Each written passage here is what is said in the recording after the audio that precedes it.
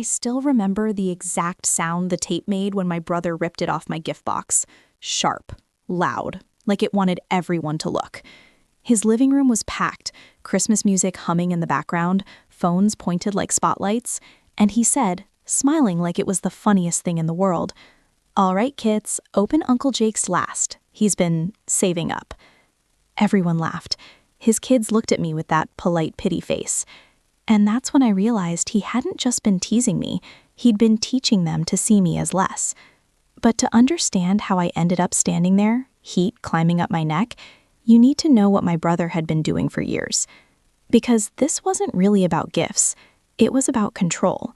And the moment I stopped playing my role, everything in our family started to crack. If you've ever had someone in your family who needs to be the successful one, you'll get this immediately. My brother Mark was 3 years older than me. Growing up, he was the golden kid, the loud laugh, the firm handshake, the future CEO energy before we even knew what a CEO was. Teachers loved him, neighbors trusted him. My parents, especially my mom, couldn't hide how proud they were when he walked into a room. Me? I was the quiet one. I read manuals for fun, I took apart a radio once and forgot to put it back together. I didn't shine at family barbecues, but I could fix the Wi-Fi in 10 seconds and make an old laptop run like new. And in my family's language, that translated to one thing: not impressive. I learned early that if you weren't loud, you weren't doing well. So I stopped competing. I went to college, got into software, and built a life that didn't require anyone's applause.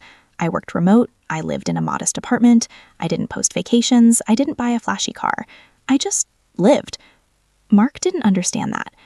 Actually, that's not true. He understood it. He just didn't like it. Because my silence gave him a blank canvas, and he loved painting me as the struggling little brother. Tell me honestly, have you ever had someone narrate your life like they were the author, even though they had no idea what was actually happening? Because that's what Mark did. It started small. A joke here, a comment there. At Thanksgiving, my aunt would ask, "So Jake, what are you up to these days?" Before I could answer, Mark would clap me on the shoulder and say, "He's still doing computer stuff," like I was running a lemonade stand. People would laugh, not cruelly, more like politely, like they didn't know what else to do. Then my mom would tilt her head and say, "Are you okay financially, honey?" And I'd say, "I'm fine, Mom." Mark would grin and add, "He's fine as long as he doesn't have to buy name brand cereal." Everyone laughed again. And I let it go. At first, I told myself it didn't matter. I didn't need validation. I didn't care about being the successful one. But here's what I didn't realize. Mark wasn't just joking. He was building a story. And over time, that story became the version of me everyone believed. Then Mark had kids. 2 of them, Emma and Noah. Smart, sweet, wide-eyed in that way kids are when they still believe adults have it all together. And Mark loved being dad of the year. He went big on birthdays, big on Christmas, big on everything. He'd do those staged moments where the kids opened gifts and screamed, and he'd pretend to wipe a tear like, this is what it's all about. He made sure everyone saw. And every time I showed up with something quieter, a book Noah had mentioned, art supplies Emma wanted, a small but thoughtful gift, Mark would make a face like I'd brought them a coupon. One year, Emma opened a set of watercolor paints I'd picked out because she'd been obsessed with painting sunsets. Before she could even smile, Mark said, "Ah, honey, that's sweet. Uncle Jake's gifts are always practical." Practical. Like it was a polite word for cheap. Emma looked at me, confused, then looked back at Mark like she was trying to decode what she was supposed to feel. That moment stuck with me, because that's when I realized Mark wasn't just teasing me. He was shaping how his kids viewed me. And if you think that doesn't mess with you, it does. I tried to talk to him once. Just once. It was after a family dinner. We were loading dishes, and I said quietly, "Hey, can you chill with the jokes about me being broke?" He didn't even look up. He just smirked and said, "Relax, it's funny. People need a little comic relief." I said, "It's not funny to me." That's when he finally looked at me, eyes sharp, voice low. "Jake," he said, like he was explaining something to a child, "you're the one who chose to live like a monk. Don't get mad when people notice." Then he walked away like the conversation was over. And for a while, I swallowed it. Because honestly, I didn't want drama. I didn't want to be the guy who couldn't take a joke. But looking back, that's how it works, right? They poke you, you flinch. They call you sensitive. You stop flinching, They call you arrogant. There's no winning with people like that. Unless you stop playing. The Christmas that changed everything started with a text message. Mark made a family group chat. Me, him, mom, dad, our aunt, my cousin, even my sister-in-law's parents. He wrote, "Hey everyone, this year let's keep gifts simple. The kids have enough stuff. No pressure." Then he added a laughing emoji. No pressure. Which, coming from Mark, always meant there was pressure. I replied with a thumbs up. My mom replied, "Sounds great." My aunt sent a heart. Then my cousin wrote, "Mark, you always say that and then show up with a mountain of gifts." Mark responded, "Not this year, Angel." Sure. 2 hours later, my mom called me, and her voice had that soft, worried tone. "Jake," she said, "I just want you to know you don't need to buy anything expensive for the kids. We understand." I blinked. Understand what? She hesitated, then said, "Mark mentioned you've been having a rough year. And I know you're proud, but if you need help..." My stomach dropped. I sat up straighter. "Mom, what exactly did Mark say?" She sighed. "He said you were struggling financially and didn't want anyone to know. That you've been stressed about money." I literally laughed. Not because it was funny, because it was unreal. I said, "Mom, I'm not struggling." Silence. Then she said carefully, You're not?" "No," I said. "I'm fine." She sounded relieved, but also embarrassed. "Well," she said quickly, "Mark was just worried, I guess." Worried. Yeah. Tell me, if your own mother believed you were broke because your sibling said so, how would you feel? Because in that moment, something in me shifted. Mark hadn't just been joking at my expense. He'd been actively telling people a lie about my life. And if he was comfortable lying about that, what else was he lying about? That's when I decided I wasn't going to confront him right away. I was going to watch, and I was going to listen, because people like Mark always slip. Now, here's the part no one in my family knew. For the last 6 years, I'd been working as a software engineer for a fintech company. 2 years ago, we'd been acquired, and my stock options had turned into real money. Enough that I could have bought a flashy car and posted a smug photo like, "Hard work pays off." But I didn't. I liked my quiet life. I liked not being a target. And, this is important, I didn't want Mark's energy anywhere near it. Because Mark didn't just compete, he consumed. If you gave him access to your good news, he'd either diminish it or use it. So I kept my success private, and Mark filled in the blanks with whatever made him look better. But after that call with my mom, I made a decision. If Mark wanted to label me too poor to buy real gifts, I'd let him, right up until the moment it backfired. A few days later, I stopped by my parents' house to drop off some cookies. My dad was in the garage, messing with a toolbox, and my mom was in the kitchen wrapping gifts. She looked up like she was guilty. "Jake," she said, "I didn't mean to pry, we worry." I kissed her forehead and said, "I know." Then I asked casually, "So how's Mark doing?" My mom's face tightened for half a second. "He's busy," she said. My dad from the garage muttered, "Busy spending." My mom shot him a look. "Don't." That caught my attention. I leaned against the counter. "What does that mean?" My dad walked in, wiping his hands on a rag. He looked at me and then at my mom like he was deciding whether to speak. Finally, he said, "Mark asked me about borrowing against the house." I frowned. His house? Dad nodded. HELOC, home equity line of credit. Said it was for renovations. Mom said quickly, "It's normal. Lots of people do it." Dad shook his head. "Not when they're already drowning in credit card debt." I looked at my mom. "Is he in debt?" She avoided my eyes. "Mark said it's temporary." Mark said. Always Mark said. That's when I felt it, that little cold feeling in your gut when something doesn't add up. Because Mark loved appearing wealthy. He loved being the provider, the big man. But if he was borrowing money, why? And why tell everyone I was broke? It was like he needed someone below him to distract from what was happening above. That's when I decided to dig. Not because I wanted revenge, because Emma and Noah were involved. And I had a feeling they were about to pay for their dad's ego. I didn't start with spying. I started with being useful. I offered to help Mark with something he always avoided, tech stuff. I texted him, "Hey, do you still want me to set up that new laptop for Emma? I can swing by." He replied instantly, "Yeah, that'd be great." Of course he did. Mark loved free labor. When I got to his house, the place looked perfect on the surface. Decorations, big TV, new furniture. But I noticed little things. A stack of unopened mail on the counter. The kind of stack you don't keep if your life is under control. Mark saw me looking and casually slid it under a magazine. "You hungry?" he asked too quickly. I smiled like I hadn't noticed. "I'm good." Emma ran in and hugged my leg. "Uncle Jake!" Noah followed, holding a toy blaster. "Dad says you're like super poor but smart." I froze. Mark laughed from the kitchen. "Noah, don't say that." But his tone wasn't scolding. It was amused. I looked at Mark. He didn't meet my eyes. I crouched in front of Noah and said gently, "Who told you that?" Noah shrugged. "Dad. He said you don't have money for real stuff." Emma nodded like it was obvious. "Dad said you're saving." I stood up slowly. Mark finally walked over, still smiling, like he expected me to laugh. "Kids say the craziest things," he said. I stared at him. And in that moment, I made another decision. I wasn't going to blow up in front of the kids. I was going to handle this like an adult. But later, Mark was going to wish he'd never opened his mouth. Tell me, would you have confronted him right then, or played it cool like I did? Because what I found next made my blood run cold. While I set up Emma's laptop, Mark took a phone call outside.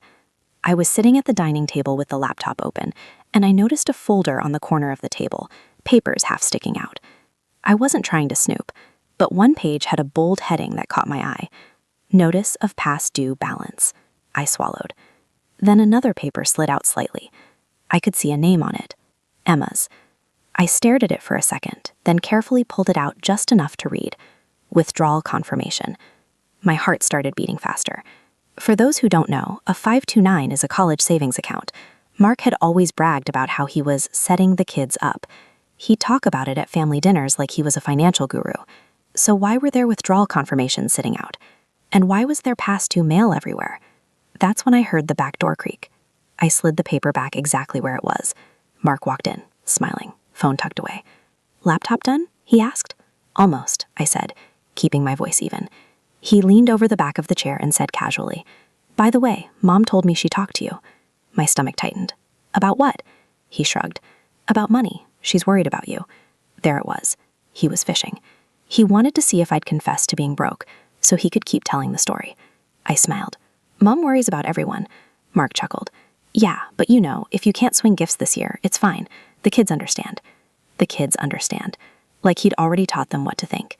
I turned the laptop toward Emma. "Try it now." Emma smiled, distracted, and started tapping keys. Mark patted my shoulder like he was being generous. And I thought, he has no idea what's coming.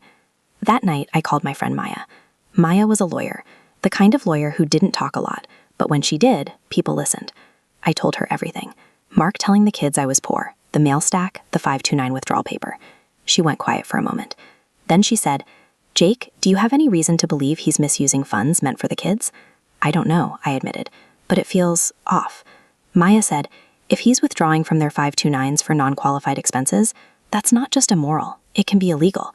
At minimum, it's taxable and penalized." My jaw clenched. "So what do I do?"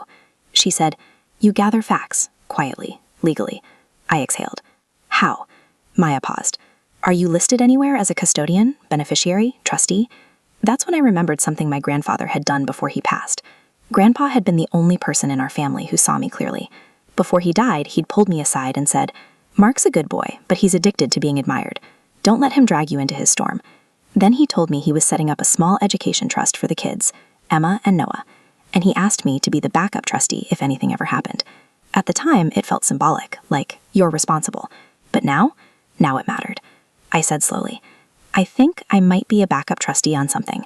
Maya's voice sharpened. "Find the documents." The next day, I drove to my parents' house and asked my mom where Grandpa's papers was kept. She looked startled. "Why?" I kept it light. "I'm organizing my own documents. I just want copies of anything I'm on."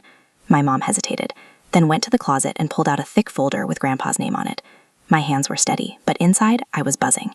I flipped through. Wills, property notes, old letters. Then I found it. The education trust. 2 beneficiaries, Emma and Noah. Primary trustee, Mark. Backup trustee, me. Trigger clause. If trustee misuses funds or fails fiduciary duties, Backup trustee can assume control after notice. I stared at the paper. I didn't feel excited. I felt sick. Because why would Grandpa include a clause like that unless he was worried? That's when I realized something was seriously wrong, and I wasn't imagining it. Over the next 2 weeks, I watched Mark more closely. He posted online constantly, new family dinners at expensive restaurants, matching outfits, big boxes on the porch. He loved the appearance of abundance. But my mom started making little comments, like, Mark asked if we could cover Emma's piano this month. Or, Mark said he might need to restructure some things. Then my dad said something that made my stomach drop. He asked me if you'd loan him money, Dad muttered one night. I blinked. He asked you that? Dad nodded. I told him he can ask you himself. I laughed once. He won't. Because Mark didn't want my money. He wanted my position. He wanted me to stay beneath him. And if he ever admitted he needed me, his whole identity would crack. That's when Maya helped me draft a legal request for accounting, basically a formal letter asking Mark to provide records of trust activity. We didn't send it yet. We waited. Because Christmas was coming, and Mark was about to make his biggest show. A week before Christmas, Mark hosted a friends and family party at his house. This wasn't a normal party. This was an event. There were catered trays, a rented Santa chair, and a literal photographer walking around snapping pictures like Mark was a celebrity. When I walked in, Mark boomed, "There he is! Uncle Jake made it!" He said it like I was an occasional visitor from the poor side of town. I smiled politely. Hey. My sister-in-law Tessa hugged me. She looked tired, like her smile was on autopilot. Mark handed me a drink and said loudly, "So Jake, you still working that remote thing?" I nodded. Yeah. He laughed. Must be nice. I could never. I like being out in the real world making real money. Real money. People around us chuckled. Then he leaned closer and lowered his voice just enough that only I could hear. You're keeping gifts simple, right? He said. Don't go crazy and make it weird. Make it weird. Like kindness was weird. I met his eyes and said calmly, Don't worry. I'm good. His smile tightened, like he didn't like how calm I was. And that's when I noticed something else. Tessa wasn't wearing her wedding ring. I looked at her hand, then at her face. She caught me looking and quickly tucked her hand into her pocket. That moment stuck in my head like a splinter. Because suddenly, all the pieces started shifting. Debt, the mail, the withdrawals, the perfect image. And now, cracks in the marriage. Tell me, when someone's life looks perfect on social media, do you assume it's real? Or do you wonder what they're hiding? Because what I learned next was the part Mark never expected me to find out. 2 days later, Tessa called me. I stared at my phone when her name popped up, confused. We weren't close. We were friendly, but she and Mark were a unit, and I was the side character in their story. I answered. Hey, Tessa? Her voice was quiet. Jake? Are you busy? I stepped into my hallway. No. What's up? She took a shaky breath. Can you meet me somewhere? Like, not the house. My stomach sank. Is everything okay? She laughed once. No. An hour later, I was sitting in a corner booth at a coffee shop with Tessa. She looked like she hadn't slept. She wrapped her hands around her cup like it was the only thing keeping her steady. I shouldn't be doing this, we whispered. I said gently, Then don't. Only tell me what you want. She swallowed hard. Mark is in trouble. I didn't interrupt. She continued, voice trembling. He has debt. A lot. I didn't know how much until last month. And he's been moving money around. My heart pounded. What kind of money? Her eyes flicked up to mine. The kids' money. I went still. She whispered. He took money from their college account. He said it was temporary and he'd put it back before anyone noticed. I felt heat behind my eyes. How much? Tessa shook her head. I don't know exactly, but enough that it scared me. I stared at the table, jaw clenched. Then she said something that made the whole thing turn darker. He also opened a credit card in your mom's name. My head snapped up. What? Tessa nodded, tears in her eyes. I found the statements. He said it was easier to get approved. He said he'd pay it. My hands curled into fists under the table. My voice came out low. Does she know? Tessa shook her quickly. No. And Jake. I'm terrified he's going to drag all of us down. I leaned forward. Why are you telling me this? She stared at me for a long second, then whispered, because you're the only one he can't charm. And because he keeps talking about you. My stomach tightened. Talking about me how? Tessa's mouth twisted. He keeps saying you're broke, that you're jealous, that you're trying to make him look bad. She laughed again, hollow. But Jake, I see how he looks at you, like you're a threat. I exhaled slowly. That was it. That was the hidden truth. Mark didn't call me poor because he believed it. He called me poor because he needed everyone to believe he was richer. And he was using lies and other people's money to keep the illusion alive. That's when I realized Christmas wasn't going to be about gifts. It was going to be about protection. Emma and Noah deserved better than a father who would steal their future to buy applause. And my mom deserved better than being used like a credit line. So I told Tessa, calmly, thank you for telling me. I'm going to handle it. Her eyes widened. How? I stared at her and said, legally. And that's when she started crying. Not dramatic sobs, just silent tears of relief. Because she'd been carrying it alone, and now she wasn't. That night, I called Maya again. I told her everything Tessa said. Maya didn't sound surprised. Okay, she said, we move fast. Within 48 hours, Maya had helped me do 3 things. 1. Draft a formal notice to Mark requesting a full accounting of the education trust and any 529 accounts tied to the kids. 2. Pull a credit report check, legally, through my mom with her permission, after I sat her down and told her the truth. And 3. Prepare a petition to assume trustee control if misuse was confirmed. Let me tell you about that conversation with my mom, because that was one of the hardest parts. I sat with her at her kitchen table, the same table where she used to pack my lunches, where she taught me how to fold napkins, where she'd cry quietly when she thought no one noticed. I said softly, Mom, I need to ask you something, and you need to promise you won't defend Mark before you hear it. Her face went pale. Jake? I slid the credit card statement across the table. She stared at it, confused at first. Then her eyes narrowed as she saw her name. What is this? She whispered. I said, it's a card in your name. I think Mark opened it. My mom's mouth opened slightly. Her hand started shaking. No, she said, he wouldn't. Then she stopped, because even she heard how weak that sounded. I took her hands. Mom, I'm not guessing. Tessa told me, and the statement is right there. My mom's eyes filled with tears. Why would he do that? I swallowed. Because he's drowning and he's trying to keep it hidden. My mom looked like her heart was splitting in half. And that's the thing nobody talks about. When the golden child falls, the parents don't just feel disappointment. They feel betrayal. Because they built their identity around that child being the one who made it. My mom whispered, don't tell your father. I looked at her. We have to. She shook her head, panicked. He'll explode.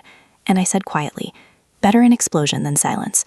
Tell me, would you protect your parents from the truth, or protect them from what happens if they never see it coming? We told my dad that same night. He sat on the couch, hands clasped, eyes fixed on the floor, like he was holding himself together by sheer force. When my mom finished explaining, Dad stood up so fast the coffee table shook. Where is he? He demanded.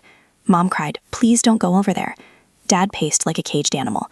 He used your name like a bank account. He took money from his kids. What kind of man does that? I said calmly, a desperate one. Dad looked at me, eyes blazing. And you knew? I shook my head. I suspected. Now we know. Dad exhaled hard. So what are we doing? And this is where I want you to pay attention. Because this is the part where I could have been petty. I could have blown up Mark's life in the most dramatic way possible. But I wasn't doing this for revenge. I was doing this for Emma and Noah. So I said, we're going to confront him, but we're going to do it with paperwork, not shouting. Dad scoffed. Paperwork? I nodded. Because Mark thinks he can talk his way out of anything. Paper doesn't care how charming you are. That's when Maya emailed me the formal notice. And that's when I decided Christmas morning would be the moment. Not because I wanted a spectacle, but because Mark always staged Christmas like a performance. And sometimes the only way to reach someone like that is to interrupt their performance with reality. Now we're back to Christmas morning. The matching pajamas, the camera on a tripod, the perfect tree. Mark's house smelled like cinnamon candles and fresh coffee. Wrapping paper was stacked like snowdrifts. The kids were vibrating with excitement. Mark was in his element. He handed out gifts like a king tossing coins to the crowd. Emma squealed when she opened a tablet. Noah screamed when he opened a gaming console. Mark glanced around after every big reaction like, "Are you seeing this? Are you impressed?" And then, of course, he turned to me. He held up my neatly wrapped boxes and said loud and cheerful, "All right, kids, Uncle Jake's gifts. But remember what I told you, be grateful, even if it's small." Emma's smile flickered. Noah looked at me with expectation mixed with pity. I felt heat rise in my chest. Not anger yet, something sharper, like clarity. I smiled gently and said, "Actually, can you let them open mine last?" Mark blinked, thrown off. "Last?" I nodded. "Yeah." He smirked. "Someone's building suspense." People chuckled. The camera kept recording. Mark set my gifts aside like they were a joke waiting to land. And they moved on. But here's what Mark didn't know. I hadn't brought stuff. I'd brought futures. And receipts. After the last of Mark's gifts were opened, the room settled into that post-chaos lull. Kids surrounded by toys, adults sipping coffee, phones buzzing with notifications. Mark clapped his hands. "All right, time for Uncle Jake's." He picked up the first box and handed it to Emma with a theatrical flourish. "Go ahead, Em, let's see what Uncle Jake scraped together," he joked. A few adults laughed awkwardly. Emma looked at me like she didn't want to hurt my feelings. I nodded at her. "Open it." She tore the paper carefully, like she was trying to be respectful. Inside was a simple envelope with her name. She frowned. "It's paper." Mark laughed. "See?" Emma opened it. Her eyes moved across the page. Then she went still. "Dad," she whispered. "It says MIT." Mark's laugh died mid-breath. "What?" Emma held it up. "It's a acceptance letter? For a summer robotics program?" Noah leaned in. "What's that?" Emma looked at me, eyes huge. "Uncle Jake, is this real?" I nodded. "It's real. 2 weeks. Housing included. And," I pointed to the bottom, "it's paid." The room went silent. Mark's smile looked glued on now, brittle. He forced a laugh. "Okay, cute. Is this like a pretend thing?" I looked at him. "Call the number on it." People shifted in their seats. My aunt's hand covered her mouth. Noah suddenly grabbed his own box, impatient now, not pitying. He ripped it open and found another envelope. He read it out loud, stumbling on the words. "Stanford. Coding camp. 2 weeks?" He looked up like he couldn't believe he'd said it.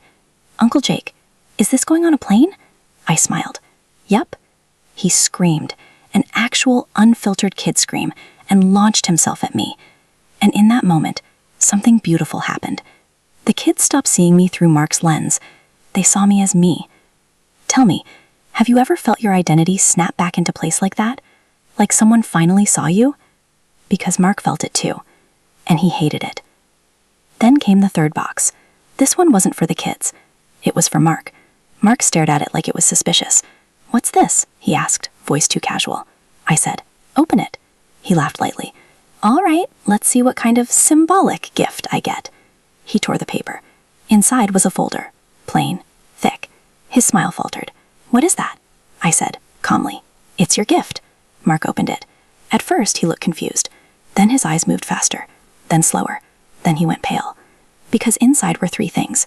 A copy of the education trust document with the clause highlighted, a formal notice demanding a full accounting, and a printed statement showing the trust withdrawals and dates, information Maya had helped me obtain legally through the trustee portal access that Grandpa's paperwork granted as backup. Mark's fingers tightened on the paper. He looked up at me, and his eyes weren't smug anymore. They were scared. He hissed through a smile, still aware of the audience. "Jake, what is this?" I looked around the room, at my parents, my aunt, Tessa, the kids. Then I said clearly, "It's the part of Christmas you didn't plan for." Mark's jaw tightened. "Can we talk privately?" I nodded. "We will." Then I added loudly for everyone. "After you explain to your kids why their college money was being taken out." The room froze. Tessa inhaled sharply. My mom made a sound like she had been punched. Mark's eyes flashed with rage, pure rage, then quickly masked it. "Okay," he said, voice strained. "Everyone, bathroom break?" No one moved. because everyone understood something was happening, something real, and Mark couldn't joke his way out of it. Not this time. We went into the kitchen. The second the door swung shut, Mark spun on me. "What the hell is wrong with you?" he snapped, voice shaking.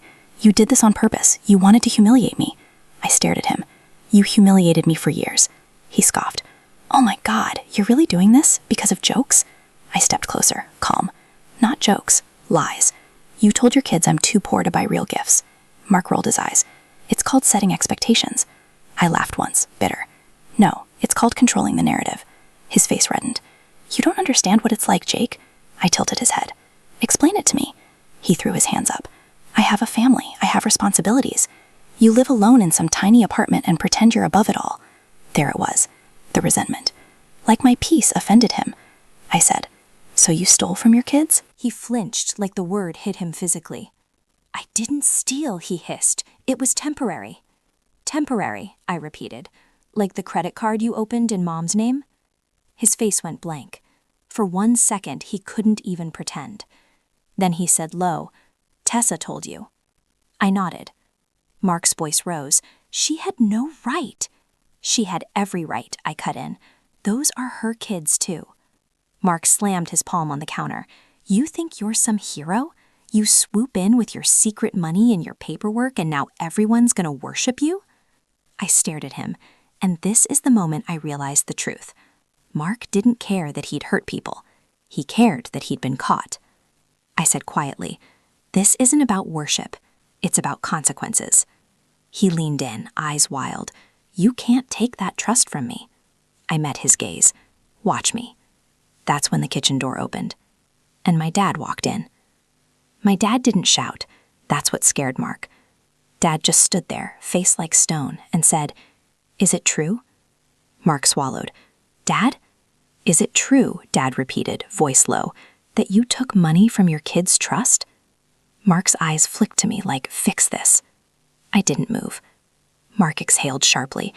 It was a loan. I was going to put it back. Dad nodded slowly, like he was absorbing the betrayal in stages. Then he said, "And your mother's credit card?" Mark's shoulders sagged. "I was going to pay it." Dad stepped closer. "You used your mother's name." Mark's voice cracked. "I had to. Everything was falling apart." Dad stared at him. "Then you should have come to us." Mark laughed, desperate. "And tell you I wasn't perfect, that I couldn't handle it? You think Mom would survive that?" My mom appeared in the doorway behind Dad. Her face was wet with tears. "Mark?" she whispered. Mark turned and froze. For the first time, he looked like a little boy caught stealing. My mom stepped into the kitchen, voice shaking.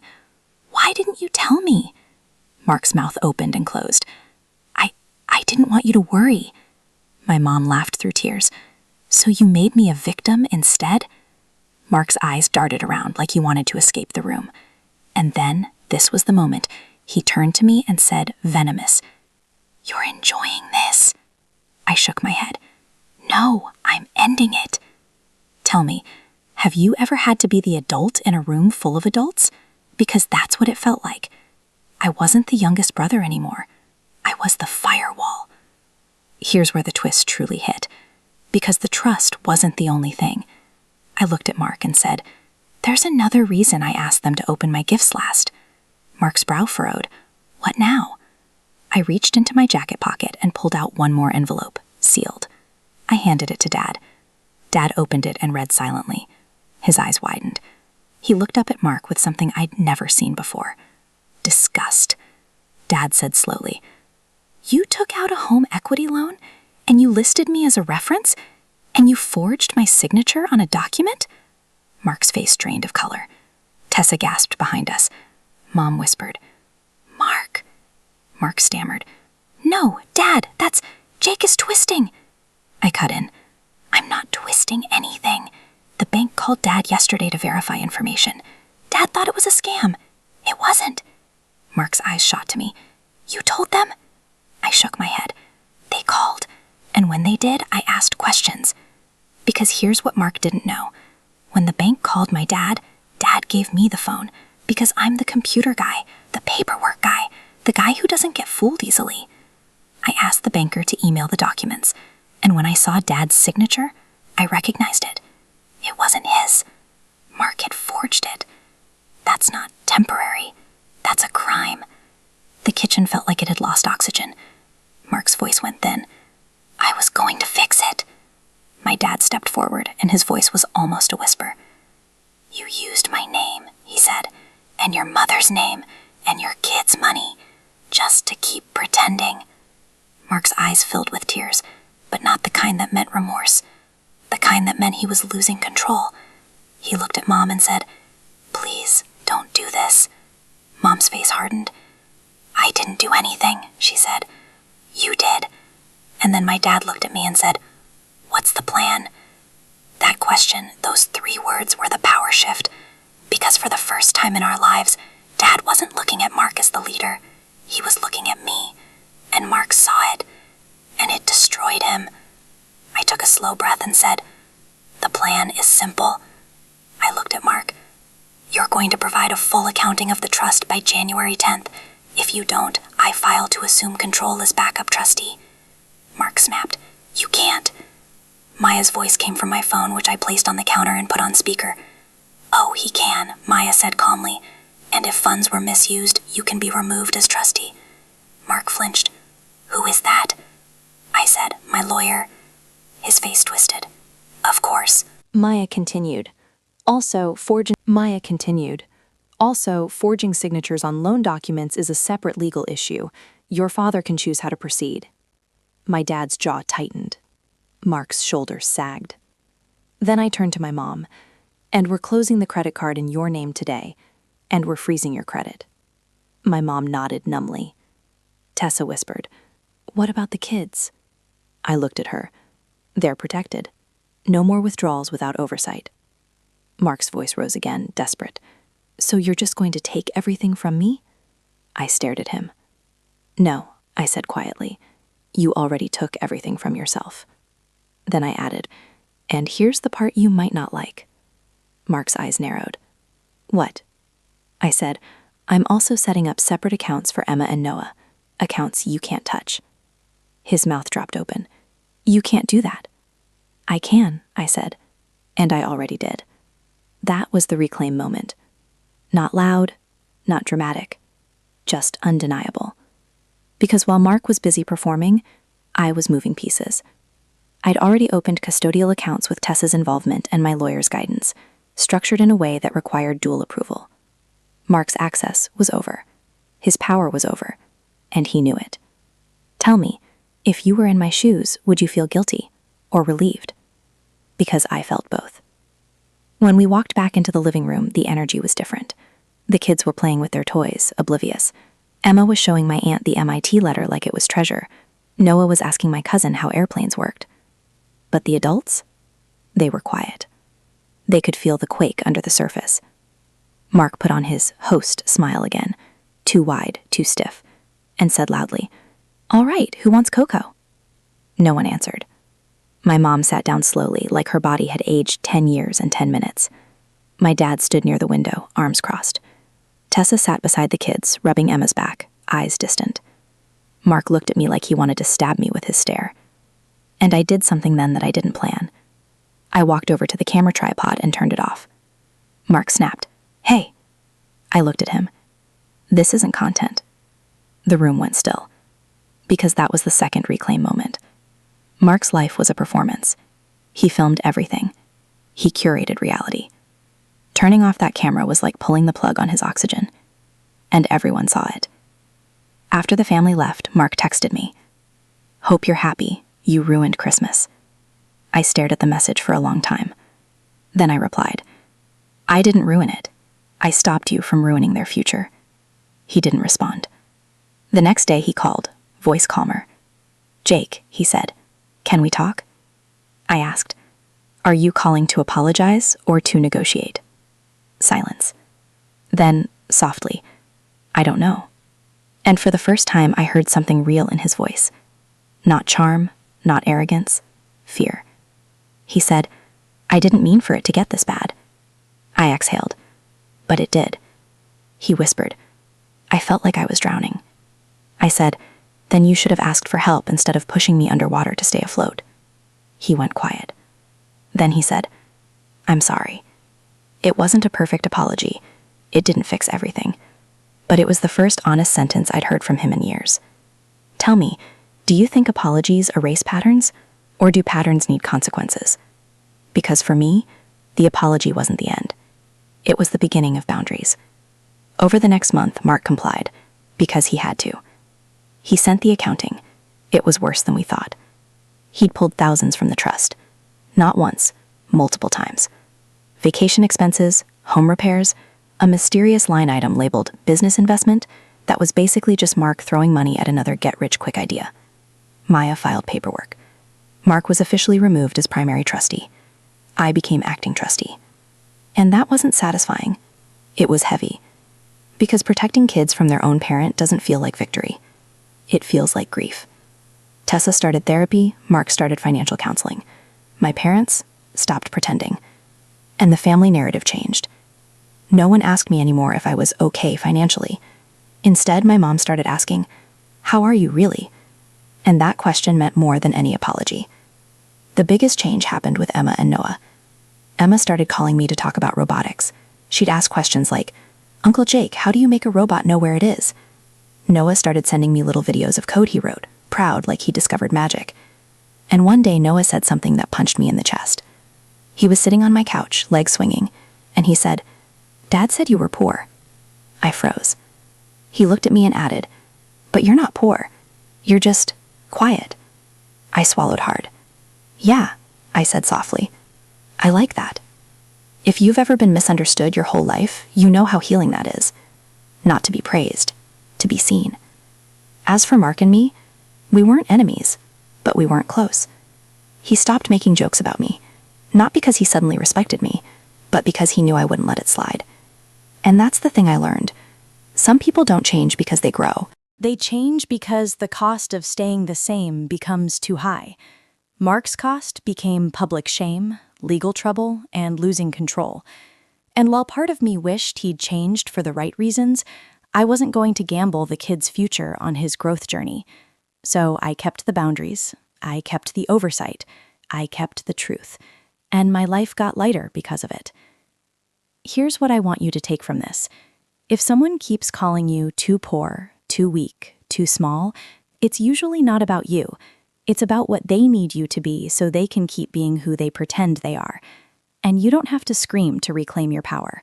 Sometimes the most cinematic revenge is quiet competence. A folder, a signature, a truth that doesn't flinch. So I'll ask you the same question I asked myself when I was standing in that living room, watching my brother smirk like he owned the narrative. If you were in my shoes, would you forgive him fully? Or would you walk away from the role he wrote for you, like I did? Because me, I didn't just let them open my gifts last. I let them open the truth last. And once you open that, you can't tape it back shut.